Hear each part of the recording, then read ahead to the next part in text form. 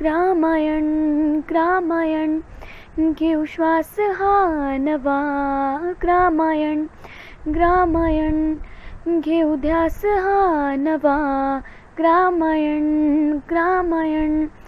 Advocate Avinash काळे. मी नागपूरला हायकोर्टामध्ये आणि कधी कधी दिल्लीला सुप्रीम कोर्टामध्ये जात असतो. वकिली हे माझं पॅशन आहे. याचं कारण असं की मी सुरुवातीपासून विज्ञान शिक्षक म्हणून माझी कारकीर्द चालू केली होती. व्हॉलंटरी रिटायरमेंट घेतल्यानंतर गेल्या 15 वर्षापासून मी हायकोर्ट आणि सुप्रीम कोर्टमध्ये प्रॅक्टिस करतो.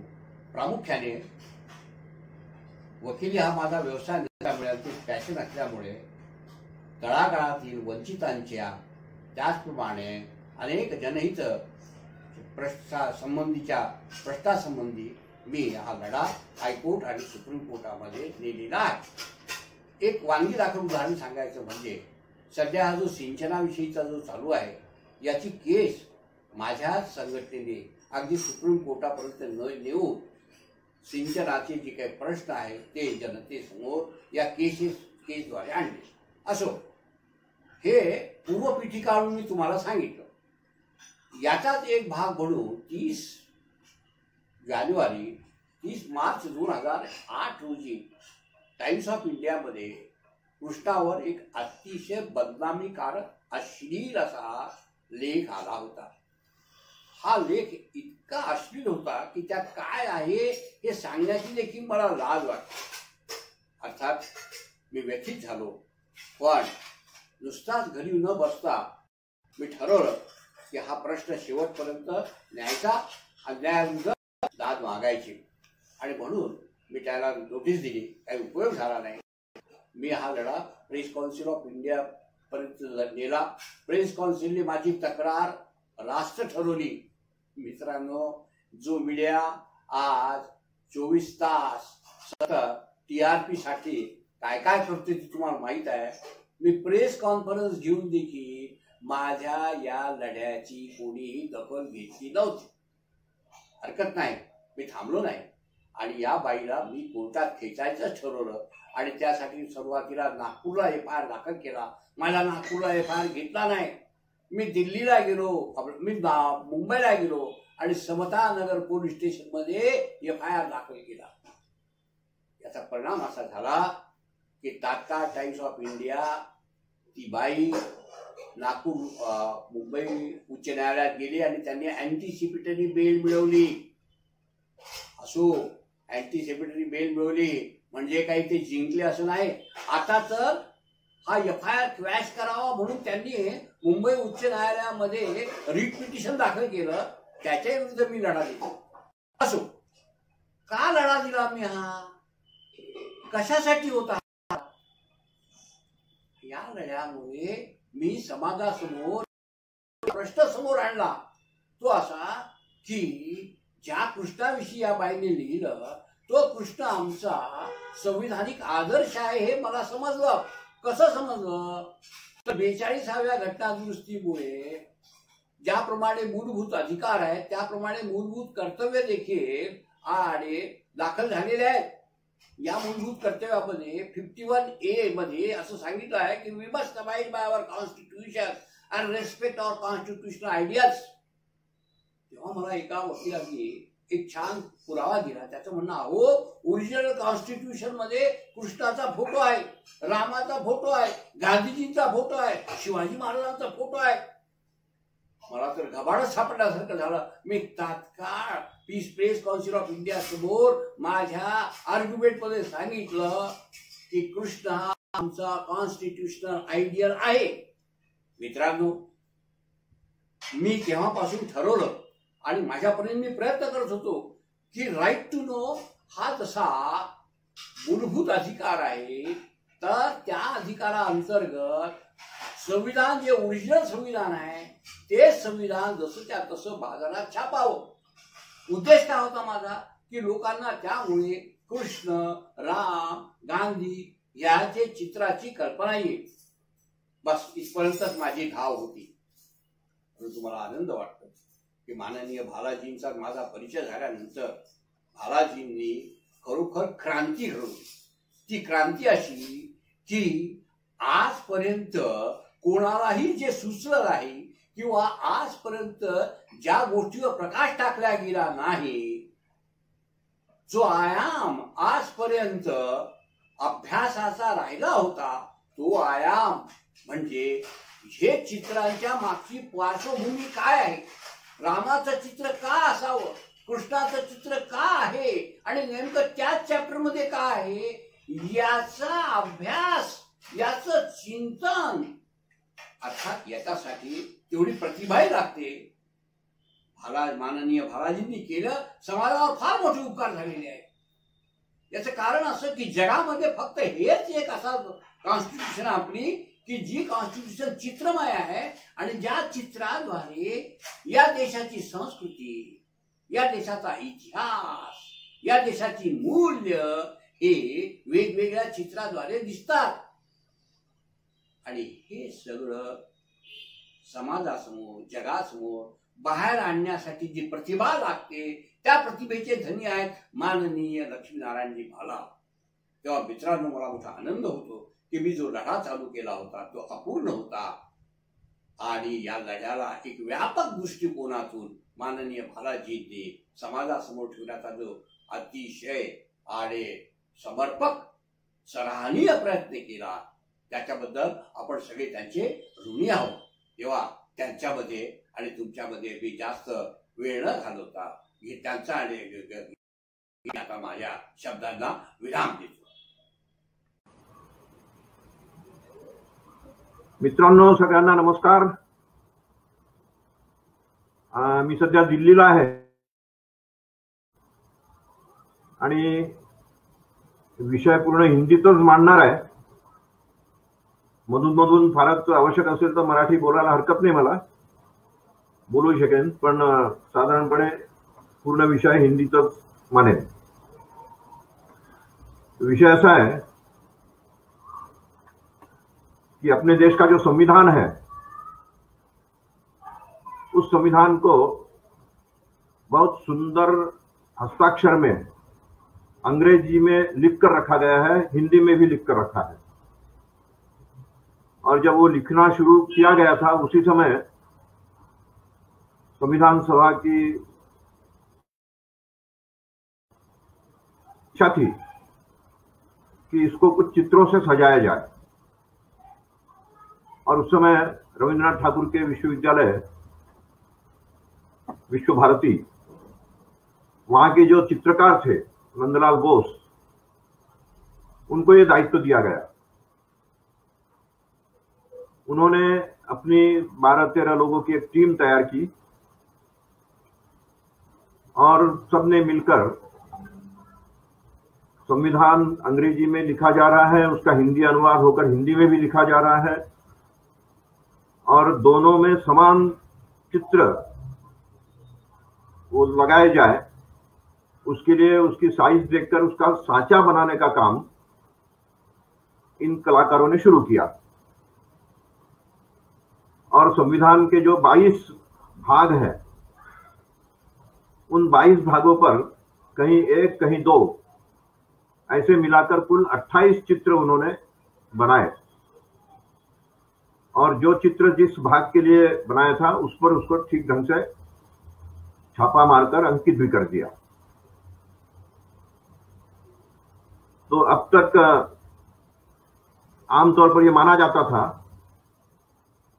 कि ये केवल उन्होंने सजावट के लिए किया है. लेकिन 4-5 वर्ष पूर्व जब मैं हिंदुस्तान समाचार का काम देखता था, उस समय हमारे हिंदुस्तान समाचार के जनरल मैनेजर, जो अभी चाणक्य वार्ता पाक्षिक पत्रिका के संपादक हैं, उन्होंने संविधान की एक बहुत बड़ी पुस्तक वो मुझे लाकर दी और वो देखकर सुनते थे कि हाथ से लिखकर सुरक्षित रखा गया है. ये उसी के फोटोकॉपी और बाइंडिंग की हुई इतनी बड़ी पुस्तक है. तो मैंने देखी और क्योंकि चित्रकला में मेरी भी रुचि है, और इसलिए चित्रों के पीछे क्या भाव रहा होगा, चित्रकार ने चित्र क्यों अंकित किया होगा, इस पर सोचने लगा। आया कि संविधान का जो भाग जिस विषय को लेकर लिखा गया है, या तो उस विषय का सूत्रपात जहां से होता है, और या फिर उस विषय का जो परिणाम, इन दो में से कोई एक चीज उन्होंने चित्र के द्वारा अंकित। कि संविधान का ये नियम अगर लागू होता है तो उसका ये परिणाम होगा, या ये नियम अगर लागू करना है तो उसका प्रारंभ यहां से हुआ था, इसलिए उस भावना को समझना होगा। इस प्रकार से संविधान जो शब्दों में है उससे चित्रों में प्रकट हो सके, प्रकार का एक दृष्टिकोण रखकर उन्होंने चित्र बनाए। जो हम आमतौर पर बोलते हैं कि चित्र भी बोलते हैं, तो उसी प्रकार कहा जा सकता है कि संविधान में अंकित किए गए चित्र जो है वो संविधान की आत्मा या संविधान की भाषा बोलते हैं, संविधान का भाव बोलते हैं।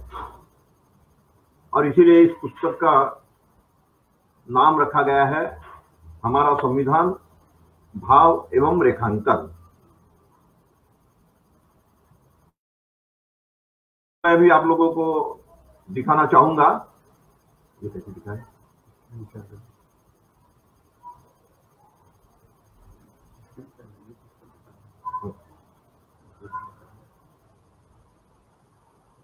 ये पुस्तक दिख रही होगी। हेलो,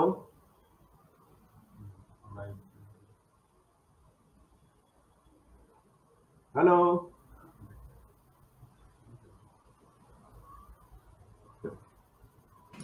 दिख रहा है, कंटिन्यू कीजिए, कंटिन्यू कीजिए, दिख रहा है। हाँ, ठीक है। तो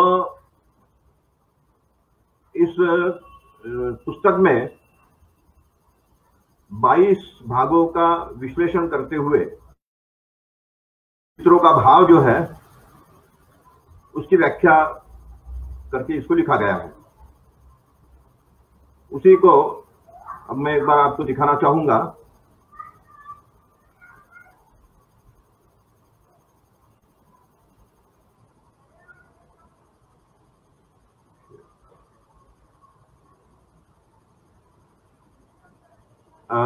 उससे पहले एक और बात बता दूं कि संविधान पर किया गया ये काम जो है, इसके बाद संघ की ओर से ये विचार सामने आया कि ये भाव जो है ये आम स्वयंसेवकों तक पहुंचना चाहिए। और इसमें इस बात तय हुआ था कि संघ के जो संघ शिक्षा वर्ग होंगे पूरे देश भर में, उसमें इसको प्रदर्शनी के तौर पर सब स्वयंसेवकों को दिखाया जाएगा, और वहां से फिर जहां जहां भी शाखा में ले जाना चाहे उसको लोग दिखा सकते हैं। लेकिन कोरोना के कारण संघ शिक्षा वर्ग हुए नहीं, इसलिए ये प्रदर्शनी जो बनाई गई थी वो संविधान स्वयंसेवकों तक पहुंच नहीं पाई। उसे प्रदर्शनी के आधार पर मैं अपनी बात को आप लोगों के सामने रख रहा हूं। भारत का संविधान प्रदर्शनी के तौर पर यह है, तो ये इसका पहला पृष्ठ है, कवर पृष्ठ। कवर पृष्ठ के बाद अंदर जो जो चीजें हैं, तो ये संविधान सभा का बैठक का दृश्य है। इस प्रकार से 141 दिनों तक संविधान सभा की अलग अलग बैठकें हुई, और उस बैठक के बाद संविधान जो पारित हुआ और लागू हुआ वो सब हम जानते ही है कि 26 नवंबर 1949 उस दिन उसको आत्मसात किया गया, और 26 जनवरी 1950 इस दिन से उसको लागू किया गया। संविधान सभा का गठन 6 दिसंबर को घोषित हो गया था। 9 दिसंबर को अस्थायी अध्यक्ष डॉक्टर सच्चिदानंद सिन्हा इनकी उपस्थिति में हुई 11 दिसंबर को स्थायी अध्यक्ष के तौर पर डॉक्टर राजेंद्र प्रसाद चुने गए और 13 दिसंबर से संविधान की कार्रवाई शुरू हुई।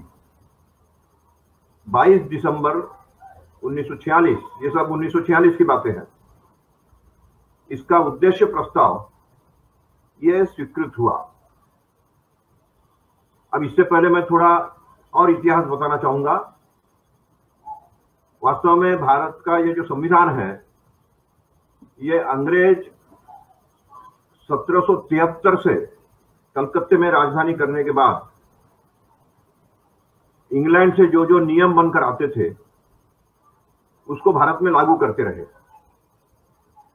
और उन्हीं नियमों को आगे चलकर बढ़ाते बढ़ाते 200 वर्षों में उन्होंने इसको संविधान का रूप दिया।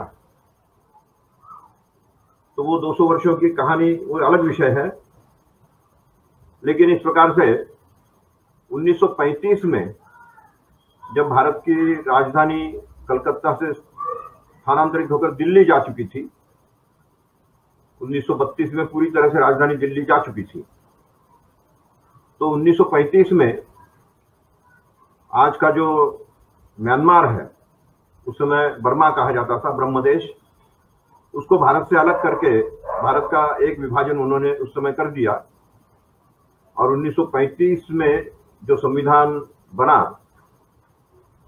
वो उसको छोड़कर, ब्रह्मदेश को छोड़कर बाकी देश के लिए लागू होगा, ऐसा उन्होंने बता दिया। 1935 के बाद धीरे धीरे अंग्रेज कमजोर होते गए, क्योंकि द्वितीय विश्व युद्ध शुरू होने हो गई थी। इसी बीच नेताजी सुभाष चंद्र बोस ने भी भारत से बाहर जाकर सेना गठित की और उस सेना के द्वारा सब मणिपुर, ऐसे उन्होंने इस देश को शुरू किया था, लेकिन उसको महात्मा गांधी और बाकी कांग्रेस के लोगों ने समर्थन न करने के कारण वो अभियान आगे बढ़ नहीं पाया। उनको भी उन पर केस लगा दी गई, देशद्रोह का मामला उन पर चला, वो एक अलग कहानी है। लेकिन उसके बाद जो संविधान लागू करने की बात आई, तब अंग्रेजों ने तय कर लिया था कि अब हमें भारत छोड़ना ही पड़ेगा। तो भारत छोड़ने से पहले भारत का और जो संविधान हमने बनाया है उसी में जो थोड़ा बहुत अमेंडमेंट इनको करना है वो करके और इस संविधान को लागू किया जाए, ऐसा उन्होंने कांग्रेस पर दबाव लाया। कांग्रेस ने उसको स्वीकार किया और इस प्रकार से संविधान सभा गठित की गई। वही पहली सरकार थी जिसको अंतरिम सरकार कहते हैं, और उस अंतरिम सरकार का कार्यकाल 9 दिसंबर 1946 से शुरू होता है और 24 जनवरी 1950 में संविधान सभा विसर्जित होती है। तो इन 2 वर्ष 11 महीने और 18 दिन इसमें भारत के विभाजन से पहले और भारत के विभाजन के बाद, या भारत की स्वाधीनता से पहले और भारत की स्वाधीनता के बाद संविधान सभा संविधान के गठन का काम कर रही थी। उसी के बीच में 15 अगस्त भी आया था। तो 15 अगस्त को संविधान का जो रूप बना उसको अक्षर लिखने का काम जो है वो डॉक्टर अंबेडकर की अध्यक्षता में 29 अगस्त 1947 को 7 सदस्यीय प्रारूप समिति बनाकर उनको सौंपा गया। अर्थात संविधान लिखने का काम पहले से शुरू हो चुका था, लेकिन उसका अंतिम प्रारूप ये 29 अगस्त 1947 को बनी हुई, यानी स्वाधीनता के बाद बनी हुई समिति के जिम्मे दिया गया। और उनको भी ये दायित्व दिया गया था कि 7 लोगों की समिति अपना लिखित बयान वो पंडित नेहरू को दिखाएंगे। नेहरू के जिम्मे उसकी समीक्षा करने का काम था और इस प्रकार से पंडित नेहरू के द्वारा स्वीकृत होकर ही संविधान हमारे सामने आया है। 26 नवंबर को 284 सदस्यों के हस्ताक्षर से इसको पारित किया गया, 284 लोगों की उपस्थिति में, और इन्हीं लोगों ने 24 जनवरी 1950 को इस पर हस्ताक्षर करके इसे अपनाया। तो अब मैं आगे बढ़कर एक बात और बता दूं कि ये दुनिया का विशालतम लिखित संविधान है। और मजेदार बात यह है कि अंग्रेजों का या इंग्लैंड का कोई संविधान नहीं है। तो जिस देश का एक अक्षर का भी संविधान नहीं है और वो अपनी परंपरा के आधार पर देश को चला रहे हैं, उस देश ने दुनिया का सबसे बड़ा संविधान भारत को मजबूर किया और भारत पर सबसे बड़ा संविधान एक प्रकार से थोपा गया। तो ये एक चर्चा का विषय हो सकता है। इस पर अशोक चिन्ह, ये भारत का राष्ट्रीय चिन्ह, अशोक चिन्ह में सामने 3 हाथी ये सिंह के मुख दिखाई देते हैं, चौथा पीछे है। इस प्रकार से 4 मुखों वाला ये चिन्ह, और नीचे में अशोक चक्र है, और एक तरफ घोड़ा, एक तरफ हाथी, इस तरह से 4 चित्र इस पर नीचे में अंकित किए गए हैं। तो चारों दिशा में दौड़ता हुआ हाथी वगैरह ऐसा सब इसमें है। संविधान के उद्देश्य का जो लिखित है उसमें समाजवादी और पंथ निरपेक्ष ये 2 शब्द नहीं है। ये 42वां संशोधन जब 1977 में जब इमरजेंसी लगाई गई थी, उस समय इंदिरा गांधी के द्वारा इन 2 शब्दों का इसमें समावेश किया गया है। लेकिन मूल रूप से जो भारत का संविधान है उसमें समाजवादी और पंथ निरपेक्ष ये दोनों शब्द नहीं थे। उस समय जो चर्चा हुई थी, उस चर्चा में इस पर विचार हुआ था, लेकिन सबका मत ये बना था कि ये दोनों विषय तो हमारे स्वभाव में ही है, इसलिए इसको लिखकर इसका हम एक बंधन क्यों डालें कि हम तो स्वभाव से ही समाजवादी है, स्वभाव से ही पंथ निरपेक्ष है। हिंदुत्व जो है वो पूरे समाज का चिंतन करने वाला, सर्वे भवन्तु सुखिनः कहने वाला, और सभी पंथों को अपनाने वाला, जो तो मत तो पथ, जितने मत है उतने पथ है, ऐसा मानने वाला है। इसलिए इसको इसमें लिखने की आवश्यकता नहीं है। ये उस समय चर्चा में आया था, लेकिन बाद में इंदिरा गांधी ने इसको भी इसमें समाहित किया। इसमें अनुच्छेद 1 से लेकर 4 तक कुल जो 395 अनुच्छेद है, उसमें से 1 से लेकर 4 तक के अनुच्छेद यानी धाराएं, ये भाग 1 में है। और भाग 1 में मोहनजोदारो का प्रतीक चिन्ह है। मोहनजोदारो आज जिस स्वाधीन भारत की बात हम करते हैं उसमें नहीं है, ये पाकिस्तान में चला गया। तो पाकिस्तान में जाने के बाद भी इसको यहाँ क्यों रखा गया और संविधान सभा ने इसे क्यों स्वीकृत किया? तो इसके पीछे कारण, भले ही उस समय देश का विभाजन करना हमारी मजबूरी थी, सत्ता के हस्तांतरण की एक शर्त थी वो, इसलिए सत्ता का हस्तांतरण होता है तो इसको स्वीकार कर लिया जाए, ये मान लिया गया। लेकिन मन से किसी ने भी विभाजन को माना नहीं था। हम एक है, अखंड है, सांस्कृतिक दृष्टि से एक रहेंगे, यही भाव मन में होने के कारण मोहनजोदारो का प्रतीक चिन्ह ये अनुच्छेद 1 पर भाग 1 का विषय संघ और राज्य का क्षेत्र यानी भारत की सीमाएं। तो भारत की सीमा अभी विभाजित भारत है, उसी में किया है। लेकिन चित्र ये देकर मन की ये भावना प्रकट की गई है, को भी अपना अंग मानते हैं सांस्कृतिक दृष्टि से। भारत की नागरिकता इस विषय पर है, और नागरिकता में वैदिक काल का गुरुकुल का चित्र है।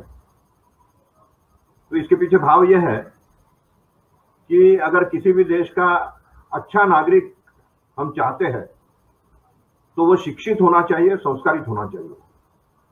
और भारत में शिक्षा और संस्कार मिलने का सर्वश्रेष्ठ जो स्थान है वो गुरुकुलीन शिक्षा व्यवस्था होने के कारण गुरुकुल है।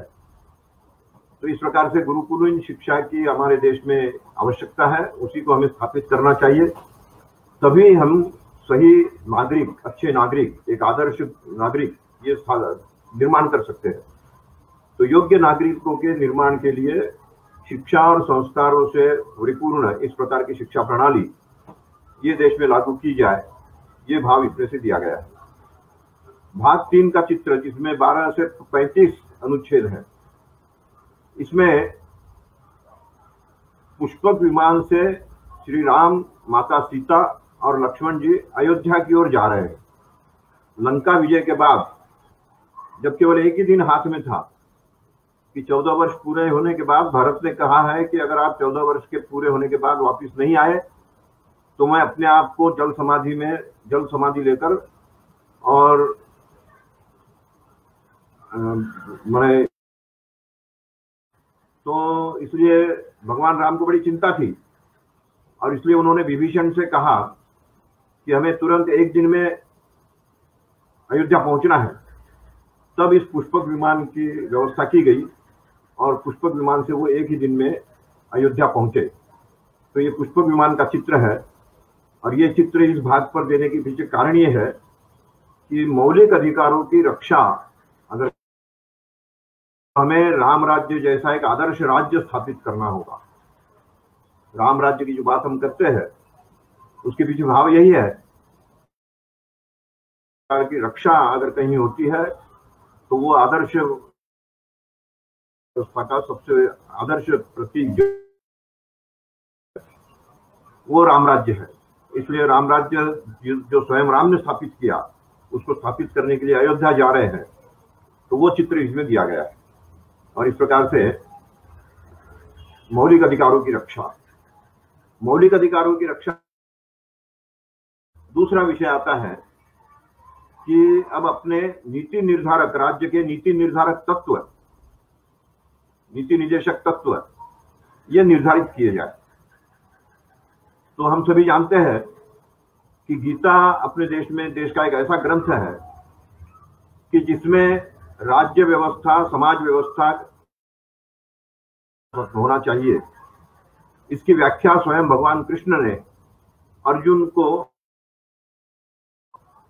अर्जुन जब हताश होकर अपने हथियार छोड़कर बैठ गया, तब भगवान कृष्ण के ध्यान में आया कि अर्जुन को गुरु के साथ न होने का एक मलाल है मन में, गुरु के विरुद्ध में मुझे लड़ना पड़ रहा है, और इसलिए उन्होंने हथियार छोड़कर कह दिया कि अपने ही लोगों को मारकर और हम सत्ता प्राप्त करेंगे भी तो क्या फायदा। धर्म राज्य की स्थापना करने के लिए अपने पराये का विचार न करते हुए जो धर्म के साथ है उनको लेकर राज्य की स्थापना करनी चाहिए। यही राज्य की नीति है और यही इसको बहुत अच्छी तरह से इसमें समझाया है। और इसलिए भगवान कृष्ण अर्जुन को गीता समझाते हुए रथ पर बैठे हैं, उसका चित्र इन्होंने यहाँ अंकित किया है। अनुच्छेद 36 से 51 तक का ये भाग 4। भाग 5 ये अनुच्छेद 52 से 151 पूरे 100 अनुच्छेद इसमें है। ये संविधान का सबसे बड़ा भाग है और इस बड़े भाग पर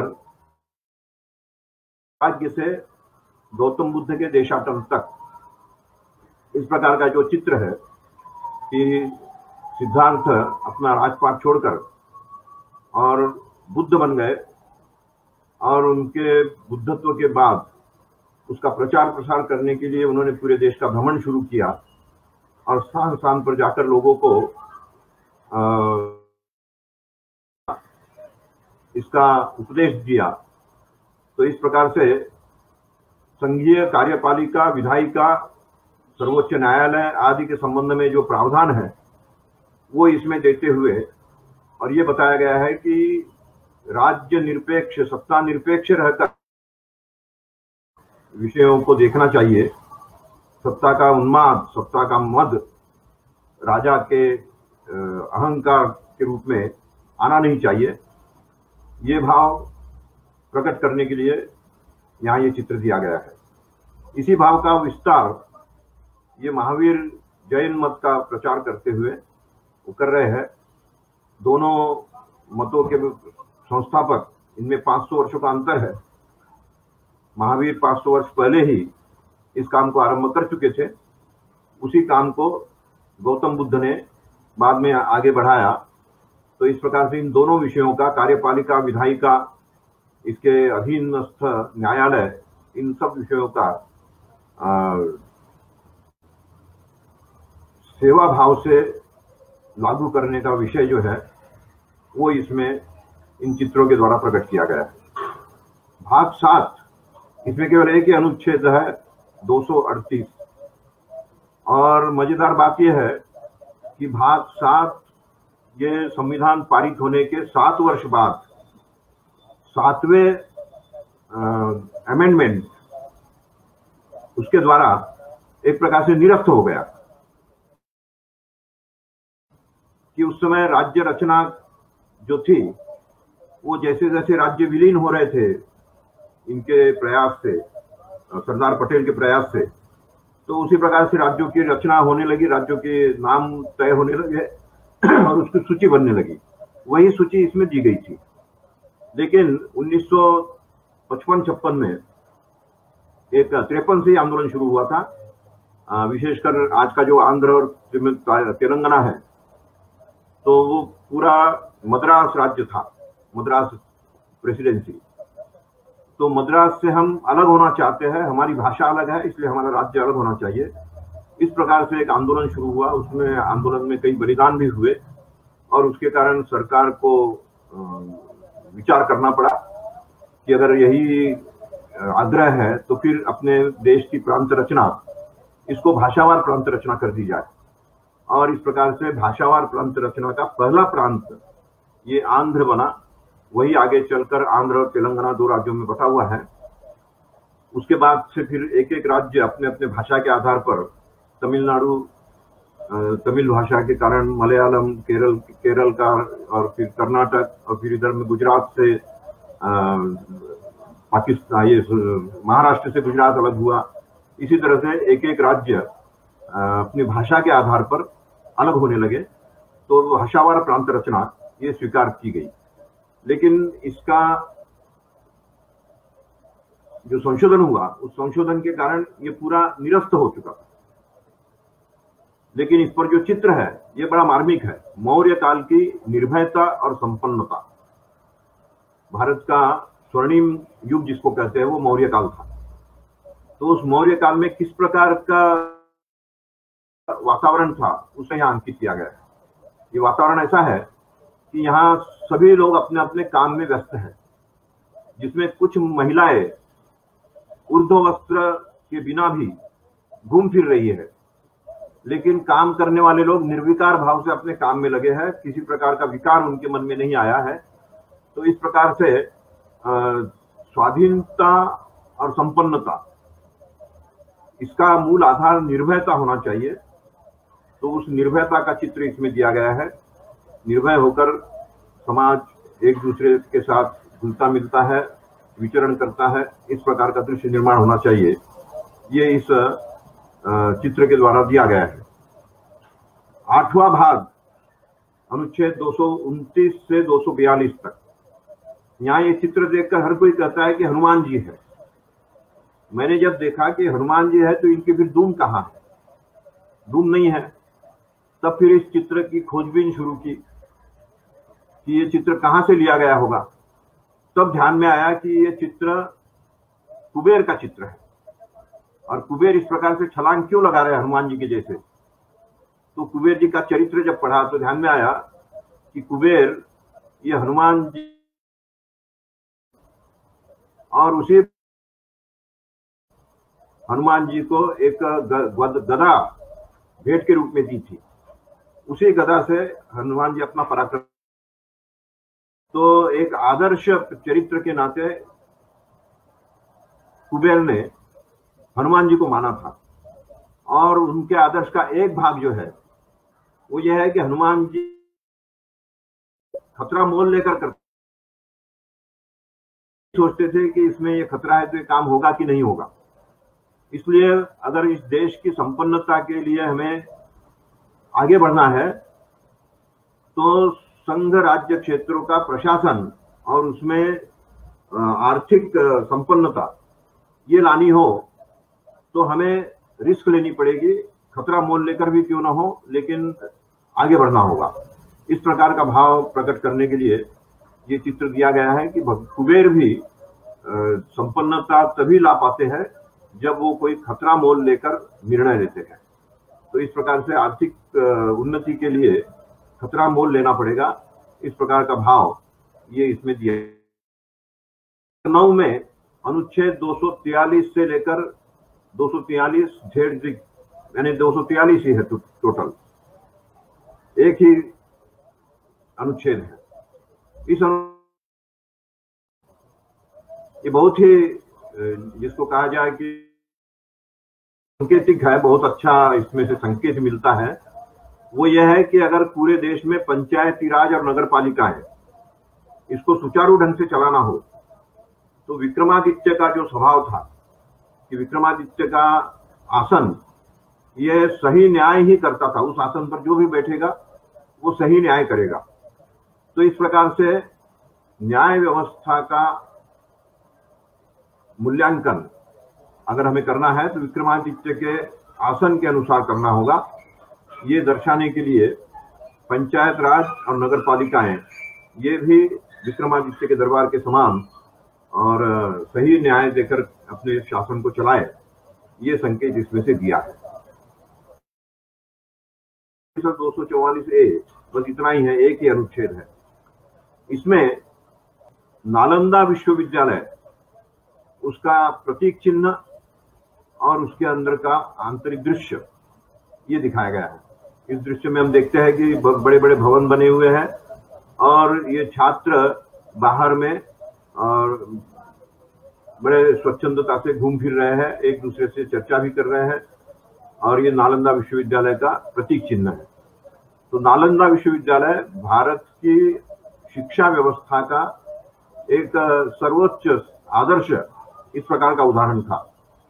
तो इस उदाहरण को यहाँ देते हुए ये बताया गया है कि देश के अनुसूचित जनजाति क्षेत्रों तक नालंदा विश्वविद्यालय का जो स्तरीय शिक्षा व्यवस्था का भाग ये था, वैसी व्यवस्था सहज सुलभ उपलब्ध हो, दूर दूर तक जानी चाहिए, अनुसूचित जाति जनजाति भी इससे वंचित न रहे, इस प्रकार का भाव प्रकट करते हुए भाग 11 इसमें अश्वमेध यज्ञ का एक चित्र दिया है कि ये अश्व जा रहा है और इसको जो ले जा रहे हैं वो विजयी होकर जो हार गए हैं वो नीचे दिखाए गए हैं। तो इसके पीछे भाव ये है कि किसी भी देश का शासन करना हो तो किसी उच्च सत्ता को स्वीकार करते हुए उस उच्च सत्ता के द्वारा बाकी सत्ता को पूरी स्वाधीनता देकर और संघ माने केंद्र और राज्यों का जो संबंध है वो मधुर संबंध बनाए रखते हुए इसका प्रशासन चलाना चाहिए। और इसी का उदाहरण ये अश्वमेध यज्ञ के द्वारा स्थापित होता था कि जो सबसे योग्य सम्राट है वो बाकी लोगों को अभय देने के लिए अपने घोड़े को और सेना के साथ सब जगह पहुंचाकर और उनको अपने अधीन करता था और उनको अभय देता था कि आपके संपन्नता, आपके स्वाधीनता, इसकी पूरी चिंता हम करेंगे। संघ और राज्य यानी केंद्र और राज्य के संबंध इस प्रकार के हो, ये दर्शाने के लिए चित्र यहाँ दिया गया है। भाग 12 अनुच्छेद 264 से 300 तक, ये बहुत ही सेंसिटिव जिसको कहा जाए, संवेदनशील ऐसा विषय है, वित्त तथा संपत्ति। और वित्त तथा संपत्ति के विकास के लिए उसका परिणाम, इसके लिए 2 चित्र इन्होंने अंकित किए हैं। अगर वित्त और संपत्ति निर्माण करनी हो तो स्वस्तिक चिन्ह ये उसके लिए शुभ माना जाता है। और उसका परिणाम जो है वो नटराज के आनंद के प्रकटीकरण से दर्शाया गया है कि नटराज जिस प्रकार से अपना आनंद प्रकट करते हैं, तो अगर वित्त और संपत्ति सही ढंग से वितरित की जाए तो पूरे देश में आनंद का वातावरण बनेगा। तो दो बहुत अच्छे प्रतीक चिन्ह ये इस पर दिए गए थे, लेकिन दुर्भाग्य से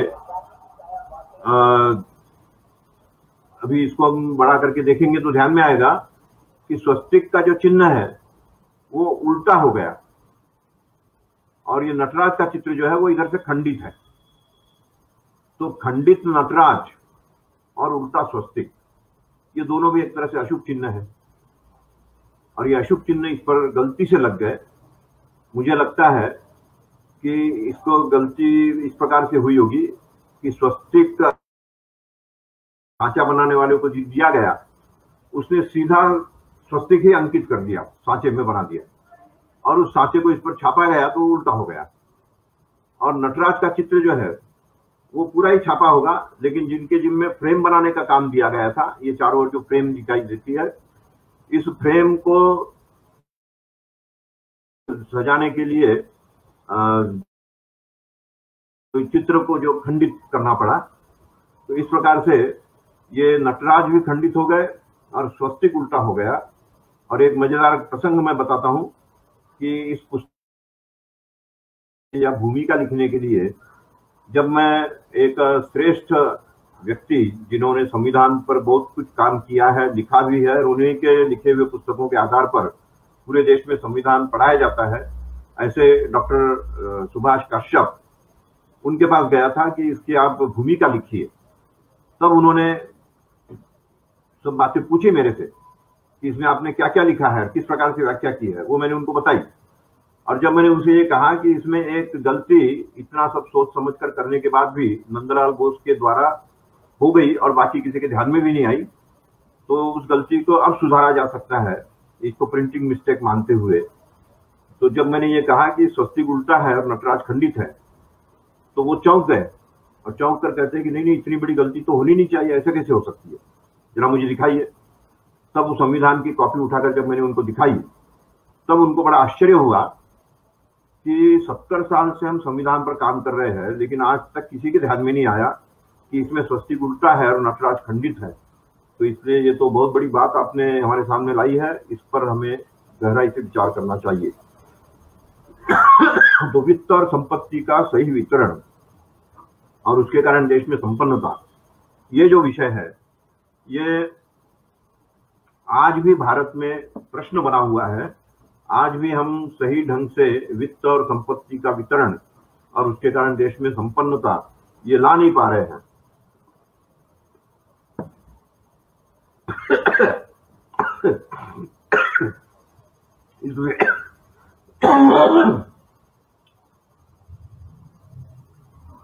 तो इस प्रकार से इसका बदलना जरूरी है, ऐसा एक भाव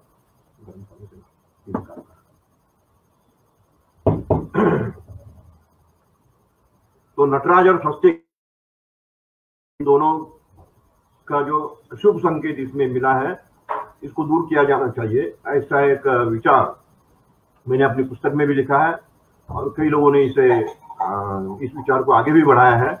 अपने देश के राष्ट्रपति और बाकी लोगों तक भी ये बात गई है। एक प्रकार से मौखिक रूप से आश्वासन दिया है कि इस पर हम कुछ विचार करेंगे और इसका कोई रास्ता निकालेंगे। भाग 13, ये भी एक बड़ा मजेदार चित्र है। भगीरथ के द्वारा गंगावतरण जो हुआ है, उस गंगावतरण का ये चित्र है कि भगीरथ खड़े रहकर साधना कर रहे हैं और गंगा ऊपर से अवतरित होकर बह रही है और गंगा के किनारे कई तीर्थ भी खड़े हुए हैं और उपजाऊ भूमि बन गई है। इसके वृक्ष ये भी खड़े हैं। इस प्रकार ये चित्र दिया गया है। अब प्रश्न ये आता है कि उसका भारत के राज्य क्षेत्र के भीतर व्यापार और वाणिज्य और समागम इसका क्या संबंध है? तो इस पर जब मैंने विचार कि भारत के राज्य क्षेत्र के भीतर भीतरी व्यापार, भीतरी वाणिज्य पूर्णता प्राप्त करनी है, सफलता प्राप्त करनी है, तो ये केवल एक जनरेशन का काम नहीं है, इसके लिए भगीरथ प्रयास करना पड़ेगा। तो भगीरथ प्रयास कितने जनरेशन का था, इस पर जब मैंने सारा खोजबीन की तो ध्यान में आया कि 4 जनरेशन का प्रयास था ये। सबसे पहले राजा सगर, उनकी सेना अश्वमेध यज्ञ के लिए पूरे देश में घूम रही थी। उस समय हमने एक दुर्घटना हुई। उस दुर्घटना के कारण कपिल मुनि नाराज हुए। नाराज होकर उन्होंने पत्थर फेंके। उस पत्थर से पत्थर टकरा कर वहां आग लग गई और आग में जो 40,000 सेना थी वो भस्म हो गई। तो राजा सगर और उनकी रानी ये दोनों विलाप करते हुए कपिल मुनि के पास आए और रानी के मुंह से बड़े स्वाभाविक रूप से निकला कि मेरी 40,000 पुत्रों को आपने मार दिया है। कि वो अपनी सेना को पुत्र के समान मानती थी। तो पुत्र के समान जिस सेना को इन्होंने पाला पोसा था उनका उद्धार करना चाहिए, और इसलिए ये उन्होंने विनती की उनके सामने कि अब आप इनका उद्धार कर दीजिए, इनको मोक्ष प्राप्त करा दीजिए। तब भगीरथ ने कहा, इसने कपिल मुनि ने ये कहा कि अभी जो धरती पर पानी है उससे इतने लोगों का एक साथ तर्पण नहीं हो सकता, इसलिए इससे भी पवित्र पानी बहाते हुए यहाँ मेरे आश्रम के सामने लाइए और तब फिर मैं उससे इनका तर्पण करूंगा। तो राजा सगर ने उत्साह में कह दिया कि ठीक है, ये काम मैं करता हूँ। और अयोध्या में आने के बाद उन्होंने खोजबीन शुरू की कि सबसे पवित्र पानी जो अब तक धरती पर आया नहीं है, कहीं रुका हुआ है, उसको खोजो। खोजते रहे। उनकी जनरेशन को, यानी उनकी उपस्थिति में वो खोज नहीं पाए। उनका बेटा, उनसे जब कहा गया तो उन्होंने कहा कि वो वृत्ति से भी असमंजस थे। तो उन्होंने कह दिया कि मैं राजकाज संभालूं या पानी खोजने के लिए जाऊं, ये मेरे से नहीं होगा। लेकिन उनके पुत्र अंशुमान, उसने फिर ये स्वीकार किया कि ठीक है, दादाजी का सपना मैं पूरा करूंगा, इसलिए जो पानी अब तक बहा नहीं है लेकिन पवित्र है उस पानी को मैं खोजता हूं। खुद घूमे लेकिन उनको भी कोई ऐसा स्रोत मिला नहीं। तब उनके बेटे दिलीप, और वो खोजते खोजते एकदम मानसरोवर ऊपर में जाकर पहुंच गए और वहां उन्होंने जाकर ये अनुभूति की कि इससे पवित्र पानी तो और कोई हो ही नहीं सकता, क्योंकि ये सीधे स्वर्ग से उतरा हुआ पानी है, सबसे ऊपर है। तो इसलिए इसी पानी को नीचे तक ले जाना है।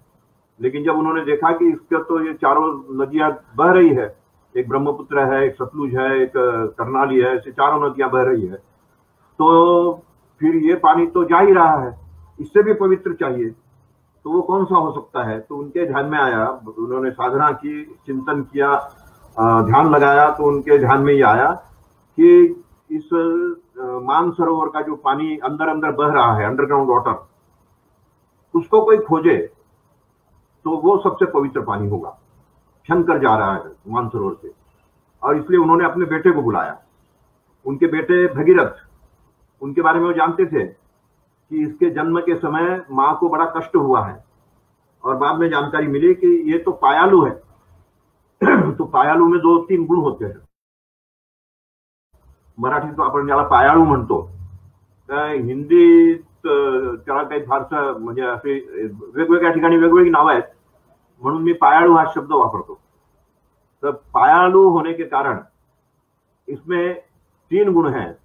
एक तो यह है कि ये धरती पर खड़े रहकर बता सकता है कि नीचे में कोई संपत्ति गड़ी है क्या, गड़ी हुई संपत्ति। दूसरा बता सकता है कि नीचे से पानी बह रहा है तो पानी है क्या।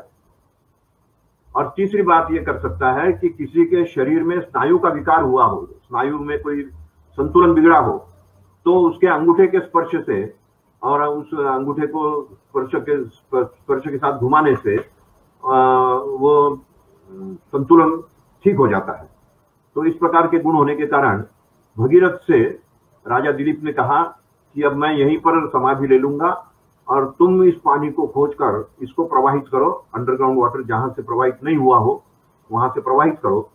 तो आज के नासा ने भी ये कहा है कि मानसरोवर का अंदर ही अंदर बहकर आया हुआ पानी ही गंगोत्री से निकला है।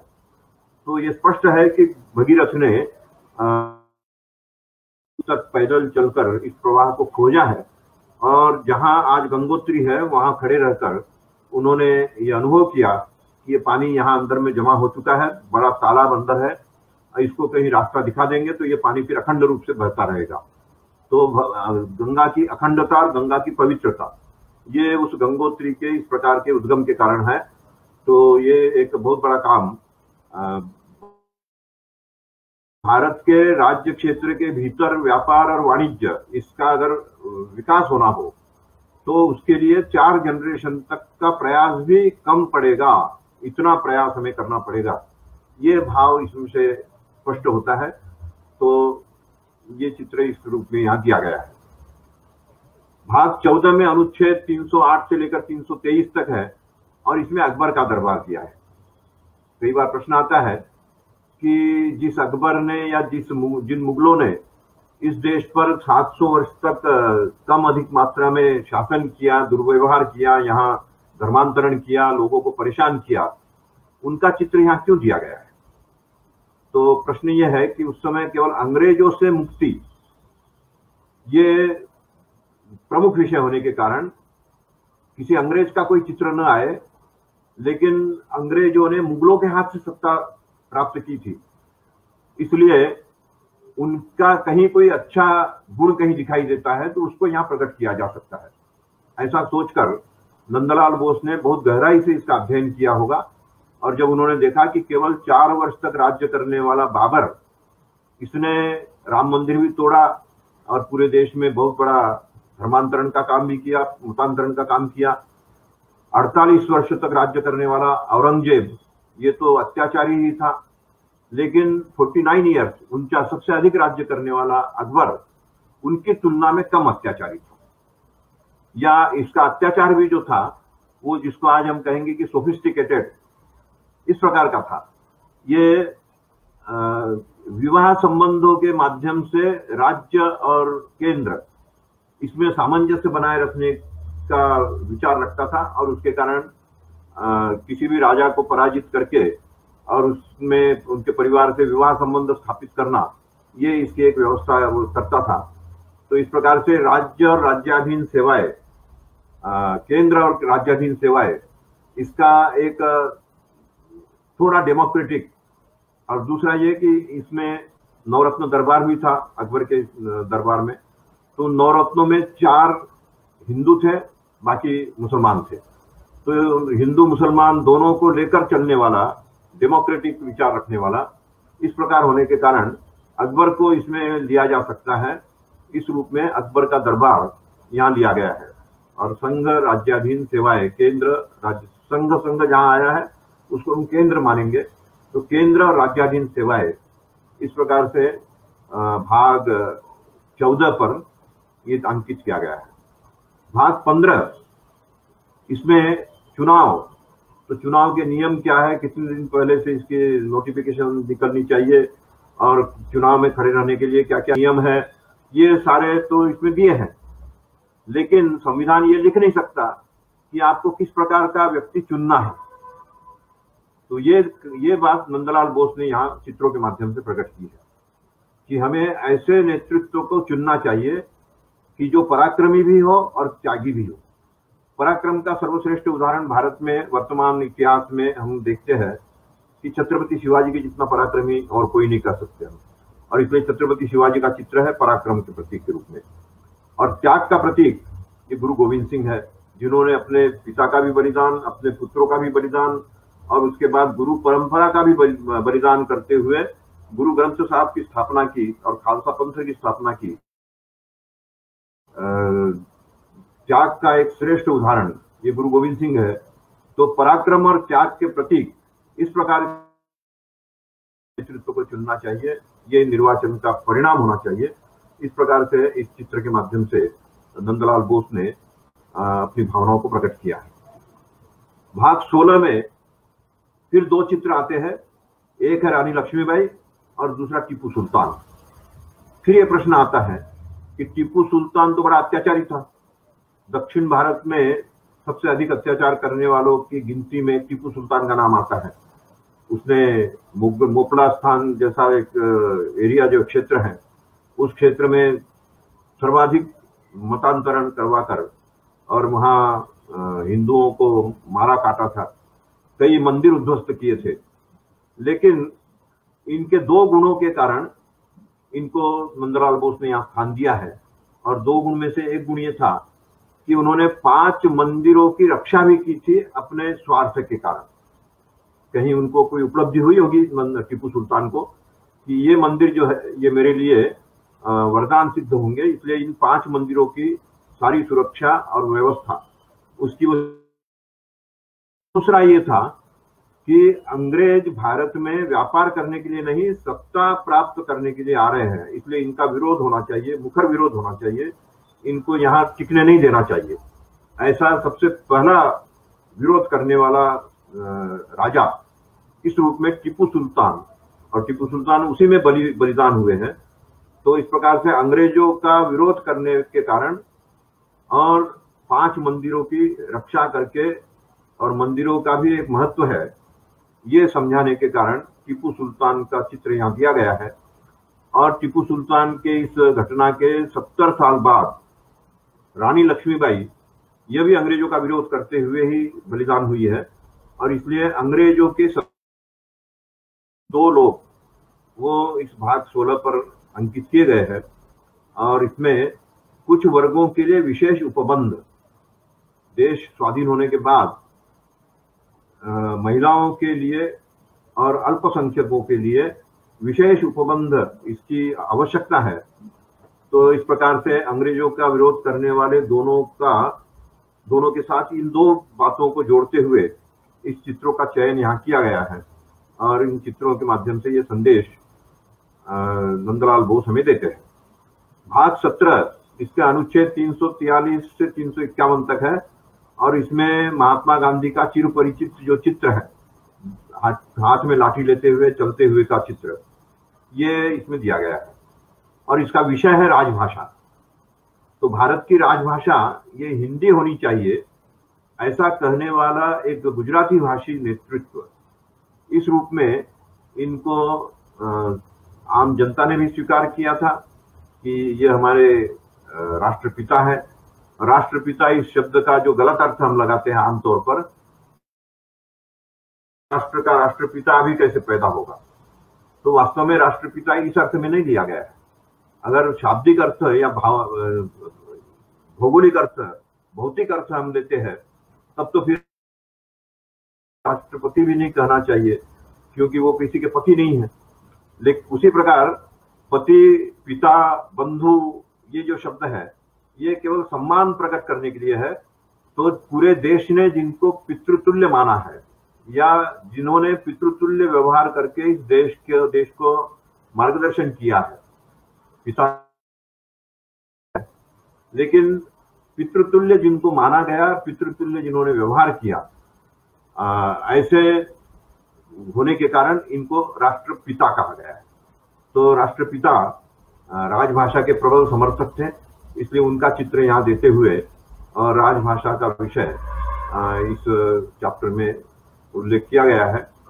भाग 18 इसमें महात्मा गांधी का एक दूसरा चित्र है, गांधी जी की दांडी यात्रा। दांडी यात्रा कई प्रकार की थी उनकी। सबसे पहले तो नमक के लिए, फिर उसके बाद उसी प्रकार की यात्राएं, शांति मार्च, शांति यात्राएं ऐसी उन्होंने आयोजित की थी। तो ये जो चित्र दिया गया है होने के कगार पर था, और उस समय महात्मा गांधी ने ये कहा था कि देश का विभाजन मैं होने नहीं दूंगा, पहले मेरे शरीर का विभाजन होगा, तब देश का विभाजन मैं स्वीकार करूंगा। लेकिन दुर्भाग्य अपना हमें कहना पड़ेगा कि नेहरू के दबाव और निरुपाय हो गए, और इस समय उन्होंने फिर ये संकल्प लिया कि इस देश के विभाजन के समय मैं अपनी आंखों से इसको होता हुआ नहीं देखना चाहता, इसलिए दिल्ली से दूर रहूंगा। तो दिल्ली से दूर रहकर एक प्रकार से उन्होंने नेहरू को अपने मोड़कर दूसरी तरफ मोड़ दिया कि चारों तरफ जो हिंसा हो रही है, उस हिंसा को रोकने के लिए ये मैं प्रवास कर रहा हूँ, ऐसा कहकर वो नोआखाली गए, जो आज बांग्लादेश में है। उस नोआखाली में सबसे अधिक हिंसा हो रही थी, तो वहां जाकर और शांति स्थापना का प्रयास उन्होंने किया। वहां उनका स्वागत हुआ, शांति भी स्थापित की गई, हुई भी। उसके बाद वो कलकत्ता भी गए, कलकत्ते से पटना भी आए, और पूरे उस स्वाधीनता के पूर्व संध्या तक या उसके बाद तक भी जहां जहां भी ऐसी अशांति फैल रही थी, वहां जाकर शांति स्थापित करने का काम ये महात्मा गांधी करते रहे। तो ये चित्र यहाँ दिया गया है, और इसका विषय भी बड़ा मार्मिक है कि जब कोई आपातकाल आता है तो उसका प्रबंधन कैसे हो, ये इस चैप्टर का विषय है। तो नंदलाल बोस ने ये इसमें से भाव प्रकट किया है कि अगर कोई आपातकाल आता है तो आपातकाल के समय नेता जो है वो रिस्क लेकर बाहर निकले, और जहां आपदा है वहां जाकर उसका मुकाबला करे, उसको चुनौती के रूप में ले। तो इस प्रकार से महात्मा गांधी शांति स्थापना के लिए सबसे अशांत क्षेत्र में जाकर उसको चुनौती के रूप में ले रहे हैं, ये भाव इसमें से प्रकट होता है। तो आपातकालीन उपबंध। उसके बाद भाग 19, इसमें नेताजी सुभाष चंद्र बोस सैल्यूट करते हुए तिरंगे के सामने, और उनकी सेना पास में है, इस प्रकार का चित्र है, आजाद हिंद सेना। तो पहले ही मैंने बताया कि देश भले ही 15 अगस्त को स्वाधीन हुआ ऐसा मानते हैं, लेकिन उससे पहले स्वाधीन होने की प्रक्रिया शुरू हो चुकी थी, और वो शुरुआत नेताजी सुभाष चंद्र बोस ने की थी। बाद में उनको समर्थन नहीं मिला और उनको भी विपदा में डाल दिया गया, ये एक अलग विषय है। लेकिन देश के स्वाधीनता अगर नेताजी सुभाष चंद्र बोस की योजना के अनुसार होती तो देश का आज विभाजन नहीं होता, और अंग्रेजों के थोपे हुए संविधान को हमें आगे नहीं बढ़ाना पड़ता। हमें कोई नया संविधान भारतीय चिंतन के आधार पर उसी को लागू करते। अभी भी भले ही वो भारतीय चिंतन के आधार पर ही संविधान है, लेकिन इसमें कई प्रकार के ऐसे इतना लचीला उसको बना रखा है कि जो हमें स्वीकार नहीं है उसको हम हटा भी सकते हैं। ये एक अच्छी बात इसमें है जरूर, लेकिन ऐसे कई चीजें इसमें हैं जो हटानी पड़ेगी, और इसी का परिणाम वर्षों में 125 से अधिक संशोधन इसमें हो चुके हैं। किसी भी संविधान का संशोधन इतना बार बार होना ये कोई बहुत अच्छा लक्षण नहीं है, लेकिन इतनी बार इसका संशोधन होने के कारण ये एक प्रकार से आपसी एक दूसरे के विपरीत इस प्रकार के भी कुछ संशोधन इसमें है, गहराई से हम देखेंगे तो। और इसलिए हमारी मांग ये है कि संविधान का एक बार पुनर्लेखन होना चाहिए, और पुनर्लेखन करके इसमें जो कॉन्ट्राडिक्टरी चीजें हैं उसको हटाया जाना चाहिए। इस प्रकार का एक विचार इसमें से आया है। लेकिन ये जो विषय है संविधान के भाग 19 का, 19 में राष्ट्रपति और राज्यपालों और केंद्र के द्वारा दिए गए निर्देशों का अनुपालन करने में या उनको प्रभावित करने में असफलता का प्रभाव, ये जो सारा होता है, तो ऐसे समय मैनेजमेंट, सरकारी तंत्र कैसे करे, इसका आदर्श उदाहरण नेताजी हो सकते हैं, क्योंकि नेताजी ने देश को स्वाधीन करने की प्रक्रिया भी शुरू कर दी थी। 11 देशों ने उनको स्वीकृति भी दे दी थी, और आजाद हिंद सेना के नाम पर मुद्राएं भी छपने लगी थी, और भारत की मुद्राएं भी थी। तो इस प्रकार से प्रबंधन का काम ये नेताजी सुभाष चंद्र बोस की नजरों में था, और उन्होंने उसको प्रारंभ भी किया था। इसलिए इस विषय पर इनका चित्र देकर ये संकेत दिया गया, नेताजी सुभाष चंद्र बोस के समान ही हमें आज का तंत्र संभालने के लिए सोचना होगा। उसके बाद 20, 21 और 22 ये जो 3 भाग हैं, इन तीनों भागों पर किसी व्यक्ति या किसी घटना का चित्र नहीं है। 20 पर ये प्राकृतिक दृश्य है, जिसमें पर्वत और ऊपर में आकाश, इसका चित्र दिया गया है, प्राकृतिक चित्र है। दूसरा 21, इसमें मरुभूमि और मरुभूमि पर चलते हुए ऊंट की श्रृंखला, कई ऊंट जा रहे हैं, ये मरुभूमि है। और तीसरा चित्र है ये समुद्र, और समुद्र में चलने वाली नाव और नौका, बड़ी नौका और ये छोटी सी नाव। तो इस प्रकार से इन तीनों चित्रों का जो संकेत है वो ये है कि हमें अपने देश के नभ, स्थल और जल, इन तीनों की रक्षा करनी है। और इन तीनों की रक्षा के लिए तीनों प्रकार की सेनाएं हमें गठित करनी होगी, तभी इसकी रक्षा हो पाएगी। तो इस प्रकार से नभ सेना, स्थल सेना और जल सेना, इन तीनों सेनाओं का जो गठन हुआ है उसका संकेत इन तीनों चित्रों के माध्यम से दिया गया है कि देश को संपन्न और शक्तिशाली बनाना हो तो इस प्रकार से तीनों चीजों की रक्षा करते हुए और उसमें सेना का प्रभाव रहे, सेना के द्वारा उसको सुरक्षित रखा जाए, ये भाव इसमें से दिया गया है। और इन तीनों चैप्टर्स का, तीनों भागों का जो विषय है वो मामूली से विषय है। संविधान में संशोधन करने का अधिकार है तो वो विषय एक जगह दिया गया है। दूसरा दिया है अस्थायी, संक्रमणकालीन और विशेष उपबंध। इसी के अंतर्गत धारा 370 को भी इसमें डाला गया था, धारा 370 और 371। तो ये जो क्षणिक वाले प्रबंध, इस रूप में ये भाग दिया गया था।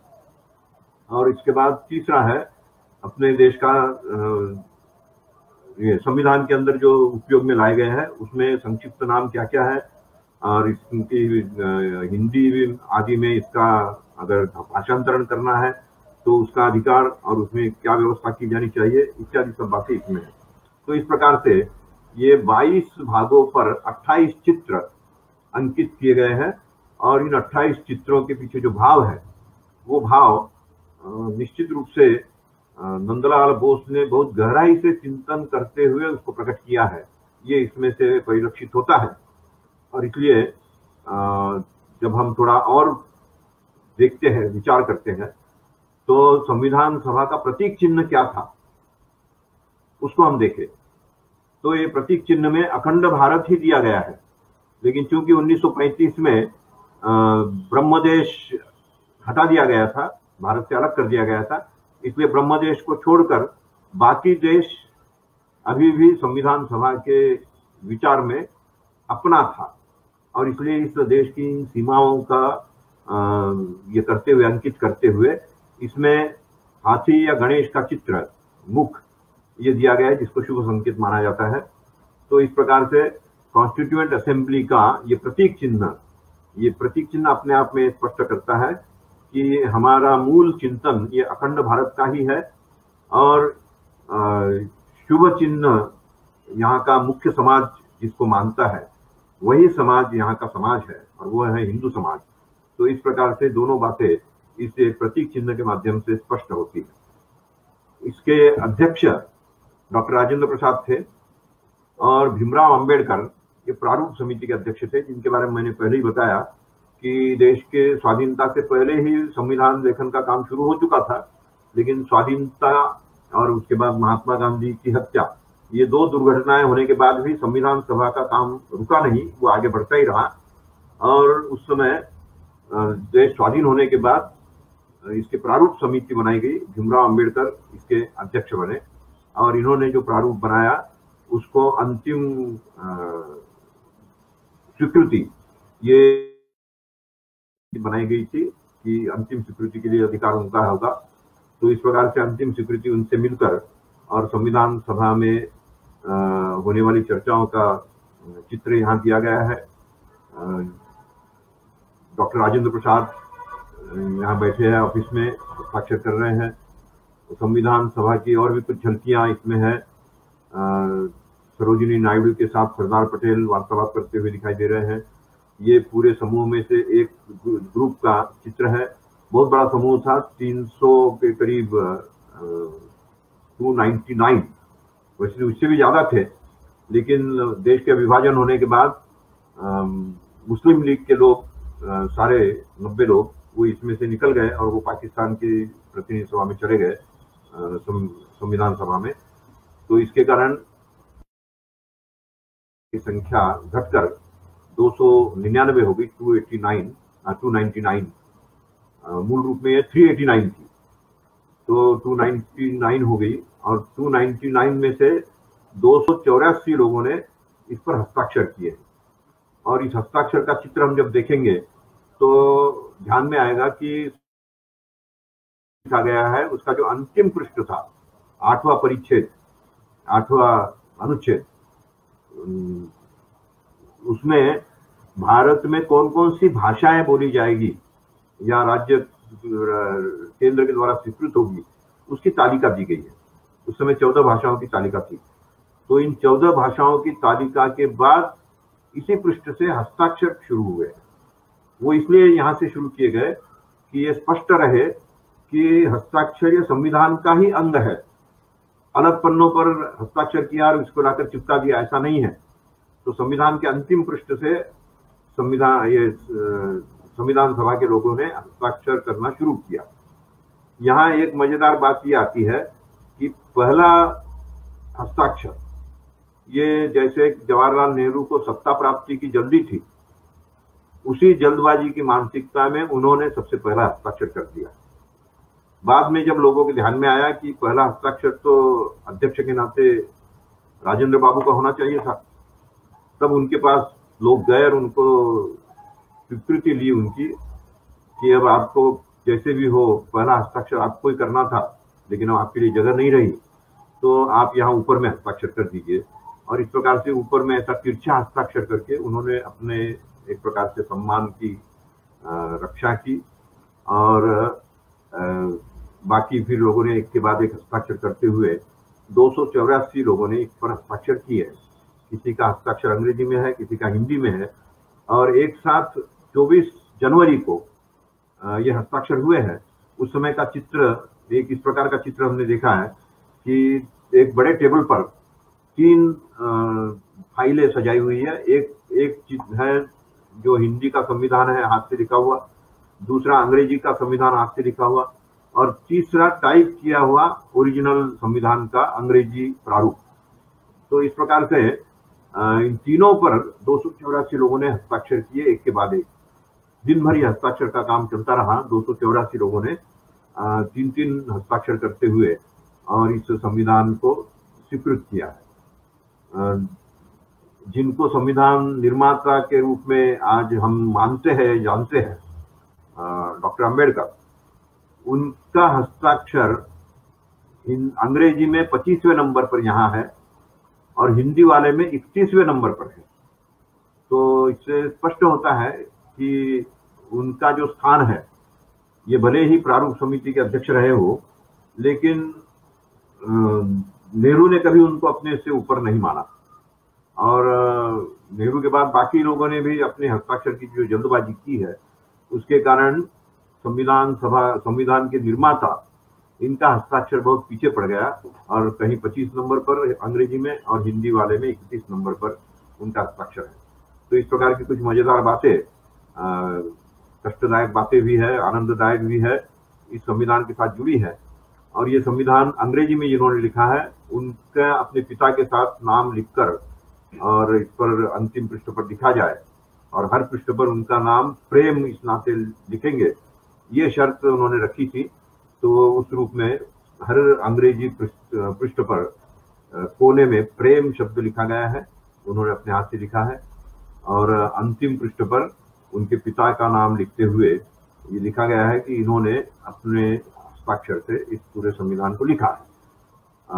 मराठी का या हिंदी में जो लिखा गया है, उसको लिखने वाले वसंत कृष्ण वैद्य, इनका जब नाम आया तो उनको खोजने के लिए मैंने काफी प्रयास किया। संविधान की जो हिंदी प्रत है, उसमें एक एक्स्ट्रा हुआ है, उसमें ये लिखा था कि वो नासिक के रहने वाले थे। इसलिए मैं सबसे पहले नासिक गया, नासिक में जाकर खोजबीन की कि वसंत कृष्ण वैद्य नाम के कोई सज्जन यहाँ थे क्या। लोगों ने काफी खोजबीन की, बताया कि नहीं, यहाँ ऐसे कोई थे नहीं। लेकिन एक वरिष्ठ सज्जन स्वयंसेवक, उन्होंने बताया कि एक, लेकिन वो यहाँ से रायपुर चले गए थे, इसलिए हो सकता है कि रायपुर में हो। फिर मैं रायपुर भी गया, रायपुर जाकर वहाँ के महाराष्ट्र मंडल जो है उनसे खोजबीन करवाई, वहां भी वो नहीं मिला। अंत में जब ये मेरी खोजबीन चल रही थी, कईयों को पता लगा तो उन लोगों ने भी मदद की। तो ध्यान में आया कि दिल्ली में ही उनके बेटे अभी रहते हैं, और इसलिए फिर उनसे मैंने संपर्क किया, उनसे बात की, और उनसे ये जानकारी मिली कि उनके पिताजी ने ये अंग्रेजी में लिखने का काम किया था, और उसी समय साथ साथ ये हिंदी में लिखने का काम किया था। तो अंग्रेजी से हिंदी में अनुवाद भी होता था और ये लिखते भी रहते थे। तो एक दिन में एक पृष्ठ से अधिक लिख नहीं पाते थे, इतना बारीकी से और बड़े इसके साथ नाप जोक कर उनको लिखना पड़ता था। तो कुल मिलाकर 230 पृष्ठ लिखने के लिए उनको 230 दिन लगे हैं। तो इस प्रकार 6 महीने तक उन्होंने इस संविधान को लिखा है, और 24 जनवरी से पहले पूरा लिखकर तैयार होना चाहिए। ये भी बात थी कि क्योंकि 24 जनवरी 1950 को सबको हस्ताक्षर करके और विसर्जन करना था प्रतिनिधि इसका संविधान सभा का, और इसलिए 24 तारीख से पहले ये सब हो चुका था, अनुवाद होकर चित्रांकित होना। केवल हस्ताक्षर जो बाद में हुए, तो इस हस्ताक्षर के लिए फिर जो फ्रेम बनानी थी चारों तरफ, ये काम बाद में चलता रहा। ये करीब 20-25 दिन या 50 दिन चला होगा, इसका कोई विवरण कहीं आया नहीं है। लेकिन ये स्पष्ट ध्यान में आता है, ये पृष्ठ देखने से ध्यान में आएगा कि सच्चिदानंद सिन्हा, इनका जो हस्ताक्षर है ये इतना लंबा है कि बाहर तक चला गया, और ये बाहर तक जाने का मतलब ये है कि ये फ्रेम बाद में बनी है, इस हस्ताक्षर को बचाते हुए इस फ्रेम को सजाया गया है। तो ऐसे ही फ्रेम सजाने वाले ने यहाँ तो गलती नहीं की, इस हस्ताक्षर को बचा लिया, लेकिन नटराज का चित्र जो है उसको बनाया गया था, ये मैं पहले बता चुका हूँ। तो का ये एक रोचक विषय ये आप लोगों के सामने मैंने रखा है। अब अगर किसी के मन में कोई प्रश्न हो, कोई जानना चाहते हो, तो आप लोग बात कर सकते हैं। मैं यहाँ इसको स्क्रीन से हटा दूं।